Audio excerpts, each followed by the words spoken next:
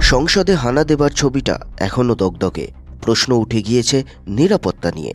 মোদী সরকার ব্যর্থ, আপাতত এই সুর চড়িয়েছে বিরোধী দলগুলো। এদিকে পাক অধিকৃত কাশ্মীর ফিরিয়ে আনা নিয়ে বিজেপি সরকার কথা বলতে শুরু করে দিয়েছে। তাদের বক্তব্যের রেশ টেনেই বিরোধীরা সার্কাস্টিক ওয়েতে রিপ্লাইও দিচ্ছে। বিষয়টা এমন, হেলে ধরতে পারে না আবার কেউটে ধরার প্ল্যান। মানে সংসদের নিরাপত্তা যেখানে বেআব্রু, সেখানে কাশ্মীর ফিরিয়ে আনা দূর কি বাত। যাই হোক, সেটা একেবারেই অন্য প্রসঙ্গ। এই বিষয়ে আবার রাহুল গান্ধী তো একটু অন্য সুরেই বলেছেন, সিকিউরিটি ব্রিচ তো হয়েছেই, কিন্তু যারাই ঘটনাটি ঘটিয়েছে তাদের সংসদ হানার নেপথ্যে কী কারণ রয়েছে। বলা হচ্ছে নাকি বেকারত্বের জ্বালা থেকেই এই সকল কাণ্ডগুলো ঘটিয়ে ফেলেছেন তারা। সংসদ হানাদারদের নিয়ে এখন তদন্ত চলছে জোর কদমে।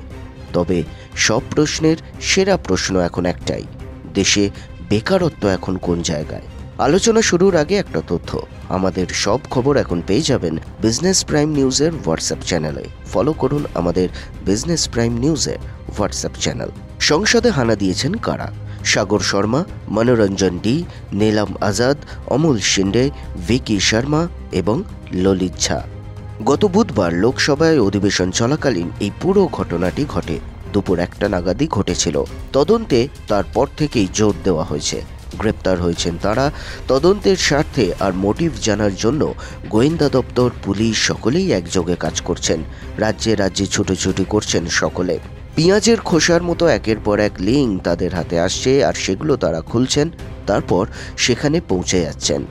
সংসদে হানার অন্যতম মাস্টার মাইন্ড ললিত ঝা, তার সঙ্গে তো আবার যোগ রয়েছে বাংলার। সেই নিয়ে ময়দানে নেমে পড়েছে বিরোধী দল।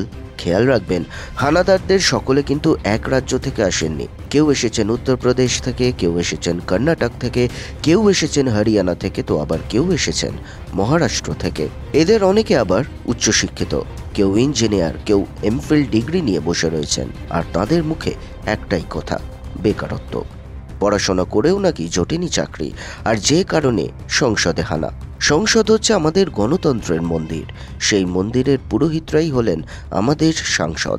যেখান দিয়ে একটা মাছি গলার সুযোগ থাকার কথা নয়, সেখানে এমন পরিস্থিতি তৈরি হলো কি করে? প্রধানমন্ত্রী মোদী কড়া ভাষায় বিষয়টা দেখতে বলেছেন এবং রাজনীতি না করার আর্জি জানিয়েছেন বিরোধীদের। এমন পরিস্থিতিতে দাঁড়িয়ে যত যাই হোক, যতই প্রতিবাদ বা আন্দোলন দেখানোর চেষ্টা করা হোক, সেটা সংসদ ভবনে করা একেবারেই অনুচিত। বিজনেস প্রাইম নিউজ এই ধরনের প্রতিবাদের তীব্র বিরোধিতা করছে। কিন্তু একই সঙ্গে প্রশ্ন উঠছে যে সত্যিই যদি বেকারত্ব আসল কারণ হয়, তাহলে মোদি জমানায় যে ট্রিলিয়ন ট্রিলিয়ন ডলারের অর্থনীতির বেলুন, সেটা আবার চুপসে যাবে না তো? কারণ বেকারত্ব যে ভারতে দিনে দিনে আগ্রাসী চেহারা নিচ্ছে। সরকারি সমীক্ষা থেকে একটা রিপোর্ট হাতে এসেছে, যেখানে বলা হচ্ছে প্রতি 100 জন স্নাতকের মধ্যে 13 জন এখন বেকারত্বের জ্বালায় ধুঁকছেন। কেন্দ্রীয় পরিসংখ্যান মন্ত্রক বলছে, গত বছর জুলাই থেকে এই বছর জুন পর্যন্ত যে সমীক্ষা করা হয়েছে, সেখানে লক্ষ্য করা গিয়েছে স্নাতকদের মধ্যে বেকারত্বের হার 13.4%। এক্সপার্টসরা মনে করছেন বেকারত্ব বা আনএমপ্লয়মেন্ট রেট 10 ছাড়ালেই সেটা অ্যালার্মিং। সেখানে এই বেকারত্ব যে ভয়াবহ ছবিটাই ফের স্পষ্ট করে দিচ্ছে। গলার পারদ চড়িয়েছেন বিরোধীরা। এদিকে বিজেপি সরকার দাবি করছে ভারতে বেকারত্বের হার নেমে এসেছে 3.2%। আর তৃতীয়বার প্রধানমন্ত্রীর কুর্সি দখলের লড়াইতে নেমে বিজেপি হাতিয়ার করছে $5 ট্রিলিয়ন অর্থনীতিকে। আর সেই কথাটি অনেকের কাছেই সেগুড়ে বালির মতো ঠেকছে। তার মধ্যে অন্যতম রিজার্ভ ব্যাংকের প্রাক্তন গভর্নর রঘুরাম রাজন। তিনি বরাবরই ইকোনমিক টার্মসে মোদি বিরোধী মনোভাব ফুটিয়ে তুলেছেন বলে দাবি করছেন অনেকে।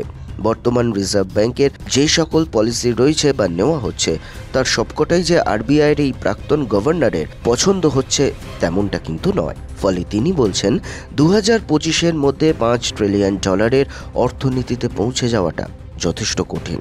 তার জন্য বৃদ্ধির হার থাকতে হবে 12 থেকে 15% কাছাকাছি। কোভিডের আগে থেকে যে বৃদ্ধি ছিল 4% মতন, সেটাই পরবর্তীকালে বেড়ে দাঁড়ায় 6%। কিন্তু এর পরেও 5 ট্রিলিয়নের স্বপ্ন সত্যি করা বেশ কঠিন। পিরিয়ডিক লেবার ফোর্স সার্ভে থেকে একটা তথ্য পরিষ্কার সামনে চলে এসেছে। বিরোধীরা বলছেন প্রধানমন্ত্রী মোদী 2 কোটি কর্মসংস্থানের প্রতিশ্রুতি দিয়েছিলেন, বিশ্বাস কুড়িয়ে বসেছেন প্রধানমন্ত্রীর চেয়ারে। কিন্তু বাস্তব ছবিটা যে একেবারে উল্টো হচ্ছে। শিক্ষিত ডিগ্রিধারী তরুণ তরুণীর হাতে চাকরি নেই, দিনে দিনে পরিস্থিতি ঘোরালো হচ্ছে। ফলে মোদি জমানায় বেকারত্ব বেড়েছে সর্বোচ্চ গিয়ারে। এদিকে মূল্যবৃদ্ধি আটকাতেও খানিক ব্যর্থ হয়েছে কেন্দ্রের কর্তারা। ফলে নিত্য প্রয়োজনীয় পণ্যের মূল্য বাড়ছে। খাবার দাবার থেকে ওষুধ সব পণ্যেরই দাম যথেষ্ট বেড়েছে। আর তেলের কথা না হয় বাদই দিলাম। এসব সামাল দেবার জন্য তাই রঘুরাম রাজন সঞ্চয় জোর দিতে বলছেন। তার বক্তব্য একটাই, 140 কোটির বেশি মানুষ বসবাস করেন ভারতবর্ষে। এমপ্লয়মেন্ট জেনারেট করতে হবে এমনভাবে যাতে সকলেই দিনের শেষে চাকরিটা অন্তত করতে পারেন। কর্মসংস্থানে গতি এলেই বিরোধীদের থোঁতা মুখ ভোঁতা হয়ে যাবে। কিন্তু চাকরির ছবিটাই যে বেজায় অসাম্য। আর শুধু রঘুরাম রাজন নন, প্রাক্তন মুখ্য আর্থিক উপদেষ্টা কৌশিক বসুর গলাতেও শোনা গিয়েছে এই এক সুর। পড়াশুনো করে চাকরি না পাবার হতাশা আরও অনেকটা বেড়ে যায়, মানসিক সমস্যা তৈরি হয়। তখন শুরু হয় সরকারের দৃষ্টি আকর্ষণ করা।